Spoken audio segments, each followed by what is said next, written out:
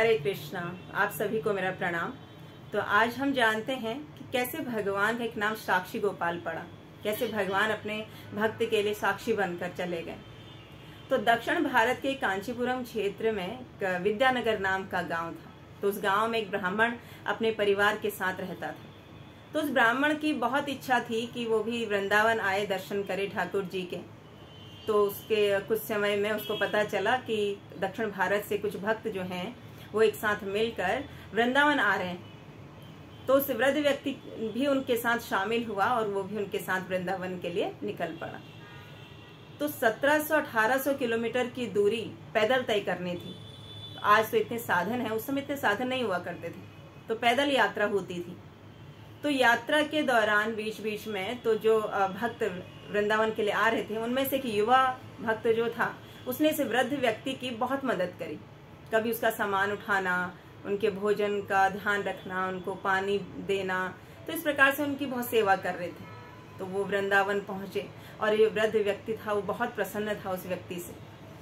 वृंदावन दर्शन करा। दर्शन करने के बाद गोवर्धन पर ये गोपाल जी के मंदिर में गए। तो वहां जाकर उस वृद्ध व्यक्ति ने इस युवा व्यक्ति से कहा कि मैं तुम्हारी सेवा से बहुत प्रसन्न हूँ, तो मैं तुमसे अपनी पुत्री का विवाह कराना चाहता हूँ, क्या तुम इसके लिए तैयार हो? तो जो वो युवा व्यक्ति था वो निर्धन व्यक्ति था और कम पढ़ा लिखा था ना। तो उसने कहा कि नहीं, देखो ये आप ऐसे मत बोलो, मैं तो आपकी सेवा कर रहा हूँ, है ना, मुझे बदले में कुछ नहीं चाहिए। तो इस वृद्ध व्यक्ति ने कहा नहीं, मेरी ये दिली इच्छा है, मैं चाहता हूँ कि जो मेरा दामाद हो वो आप जैसा ही हो और मैं आपकी सेवा के बदले या आपसे अपनी पुत्री का विवाह कराना चाहता हूँ। तो जो युवा व्यक्ति था वो मना कर रहा था काफी, लेकिन जब वो वृद्ध व्यक्ति नहीं माना तो उसने कहा देखो आप जो कुछ कह रहे हो ये फिर आप इस पे टिके रहना, है ना, क्योंकि आप किसके सामने कह रहे हो? साक्षी हैं गोपाल जी इस बात के, आप भगवान जी के सामने ये बात कह रहे हो। तो उस वृद्ध व्यक्ति ने कहा हाँ हाँ, मुझे, मैं याद रखूंगा और मैं अपनी पुत्री का विवाह तुमसे कराऊंगा। तो इन्हें यात्रा करी। यात्रा करने के बाद अपने वापस गांव पहुंचे। अब इधर जो युवा व्यक्ति था वो इंतजार करने लगा कि अभी मैसेज कुछ आएगा कि शादी की बात को लेकर। तो कोई जब जवाब नहीं आया, अब उस व्यक्ति को चिंता होने लगी। उसको शादी नहीं हो रही ये चिंता नहीं थी, उसको चिंता ये थी कि जो वादा किया था उस ब्राह्मण ने वो गोपाल जी के सामने किया था ना। तो ठाकुर जी के सामने जो ब्राह्मण की जो बात उसने कही थी शादी की, वो झूठी हो जाएगी। तो इसलिए वो कुछ समय के बाद जब कोई जवाब नहीं आया ब्राह्मण की ओर से, वो उसी ब्राह्मण के गांव में पहुंचा। वहां जाता है और ब्राह्मण को कहता है कि आपने मुझे अपनी पुत्री की विवाह के लिए बात कही थी।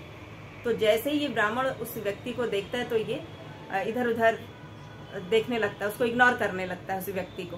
क्योंकि जब वापस आया यात्रा से वो ब्राह्मण, तो उसने अपने पत्नी और अपने बड़े पुत्र को ये बात बताई कि मैं अपनी पुत्री का विवाह जो है वो तय करके आया हूँ, एक बहुत अच्छा भक्त है उससे मैंने तय की है।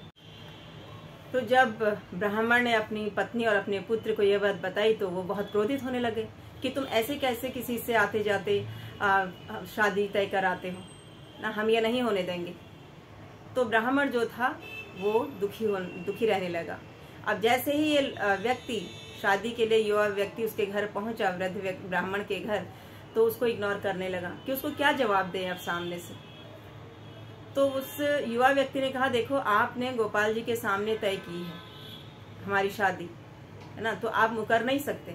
तो जब ये वार्तालाप चल रही थी तो घर के अंदर से ब्राह्मण की पत्नी और उसका पुत्र भी आ गए। तो जो पुत्र और पत्नी थे ये उस ब्राह्मण पर, उस युवा व्यक्ति पर बहुत क्रोधित होने लगे कि ऐसे कैसे तुमने मेरे पिता का धन लूट लिया और उनको बहला फुसला कर में हमारी बेटी से शादी करना चाहते हो। तो उसको बहुत डांटने लगे, क्रोधित होने लगे। तो उस युवा व्यक्ति ने कहा कि देखो मैंने कुछ नहीं कहा था, ना मैंने धन छीना है, ना मैंने इनको फोर्स किया था, इन्होंने खुद ही गोपाल जी के सामने ये बात कही है। तो उन लोगों ने, उसके पत्नी, ब्राह्मण की पत्नी और ब्राह्मण के पुत्र ने गांव वालों पंचायत बुलाई कि ये व्यक्ति ऐसे मेरे पिता का इसने धन लूटा है, इस युवा व्यक्ति ने। तो अब पंचायत बैठी तो पंचायत ने कहा, इसने कहा कि भगवान साक्षी हैं इस बात के, इन्होंने भगवान के सामने ये बात कही है। तो पंचायत ने कहा कि अच्छा भगवान के सामने कहिए तो जाओ तुम उसी भगवान को साक्षी बनाकर लाओ तो हम तुम्हारी शादी इनकी पुत्री से करा देंगे। तो युवा व्यक्ति वापस इतने 17-18 किलोमीटर वापस फिर वृंदावन आए और गोवर्धन पे साक्षी गोपाल जी के मंदिर में गए। उन्होंने कहा कि देखो आपको मेरे साथ चलना होगा, है ना। उनका जो वादा था वो झूठा हो जाएगा, आपको चलना है और गवाही देनी है। तो गोपाल जी हंसने लगे। तो गोपाल जी ने कहा कि तुमने कभी सुना है कि मूर्ति चलती है? तो ये युवा व्यक्ति बोला कि हाँ, यदि मूर्ति बोल सकती तो मूर्ति चल भी सकती है। तो गोपाल जी उस व्यक्ति के साथ जाने के लिए तैयार हो गए। तो गोपाल जी ने कहा कि मेरी एक शर्त है, तुम आगे आगे चलोगे और मैं तुम्हारे पीछे पीछे चलूंगा, लेकिन जहां पर तुमने पीछे मुड़ के देखा मैं वहीं पे स्थापित हो जाऊंगा। तो युवा व्यक्ति ने उनकी शर्त मान ली। और फिर युवा व्यक्ति ने पूछा कि मुझे कैसे पता चलेगा कि तुम मेरे पीछे पीछे आ रहे हो? तो गोपाल जी ने कहा कि मेरे पैरों की जो पैंजनियां हैं वो बजेंगी, उसकी आवाज से तुम समझ जाना कि मैं तुम्हारे पीछे पीछे चल रहा हूँ। अब यहाँ से निकले हैं गोवर्धन से, आगे आगे वो व्यक्ति चला, पीछे पीछे गोपाल जी चल रहे हैं।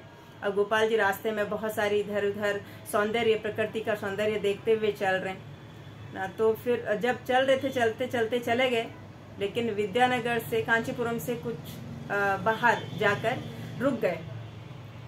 तो जो व्यक्ति था उसने पीछे मुड़ के देख लिया और ठाकुर जी वहीं स्थापित हो गए। तो उस व्यक्ति ने कहा कि देखो आप यहाँ तक तो आ गए हो, इतनी दूर, थोड़ी दूर और चलो, उनके गांव तक हम पहुँचने वाले हैं। तो गोपाल जी ने कहा कि देखो 1600-1700 किलोमीटर मैं चल पड़ा हूँ, तो अब 50-100 किलोमीटर उनको भी चलने दो, उनको लेकर आओ यहाँ पर, मैं यहीं पर हूँ, स्थिर रहूंगा और तुम उनको बुला कर लाओ। फिर युवा व्यक्ति जो है वो उस गांव में जाता है, वहां से पंचायत को बुलाकर लाता है, उस वृद्ध ब्राह्मण के परिजनों को बुलाकर लाता है कि यहाँ देखो गोपाल जी आए हुए हैं, आप उनके दर्शन कर। तो सब लोग आते हैं, गोपाल जी के दर्शन करके सब लोग बहुत प्रसन्न होते हैं, उनको दंडवत प्रणाम करते हैं और तरह तरह के व्यंजन गोपाल जी को भोग लगाए जाते हैं। तब पंचायत ने कहा कि ये व्यक्ति झूठा नहीं है, ये व्यक्ति सच्चा है। और उस ब्राह्मण के पुत्र से कहा कि क्या अब तुम अपने बहन की शादी इस व्यक्ति से करोगे? तो वो भी तैयार हो गया अपनी बहन की शादी करने के लिए। तो तब से कांचीपुरम में जो गोपाल जी हैं वहाँ स्थित है, उनका नाम पड़ गया साक्षी गोपाल। अब साक्षी गोपाल कांचीपुरम से पुरी कैसे पहुंचे? पुरी में जगन्नाथ मंदिर के पीछे साक्षी गोपाल जी का मंदिर है। तो जो प्रताप रुद्र थे कटक के राजा, इन्होंने कांचीपुरम के राजा से युद्ध करके उनको पराजित किया था। तो वहां से ये साक्षी गोपाल जी के विग्रह को लेकर इन्होंने पुरी में स्थापित किया। वहां स्थापित किया तो जब जगन्नाथ जी को भोग लगता था तो चावल, पुए, तो तरह तरह के व्यंजन बनाए जाते थे। तो जब भी गोपाल जी जगन्नाथ जी को भोग लगता था तो गोपाल जी वहां से पुए उठाकर ले आते थे। तो जगन्नाथ जी ने एक दिन अपने पुजारी से कहा कि साक्षी गोपाल को यहाँ से 15 किलोमीटर दूर वहाँ स्थापित करो। तो अब पुरी में जगन्नाथ मंदिर से 15 किलोमीटर की दूरी पर साक्षी गोपाल जी का मंदिर है, भव्य मंदिर है, और वहाँ लोग दूर दूर शहरों से, क्षेत्रों से दर्शन करने के लिए पहुँचते हैं। तो ऐसे हैं हमारे ठाकुर जी जो अपने भक्त के साक्षी बनकर भी चले जाते हैं। हरे कृष्ण।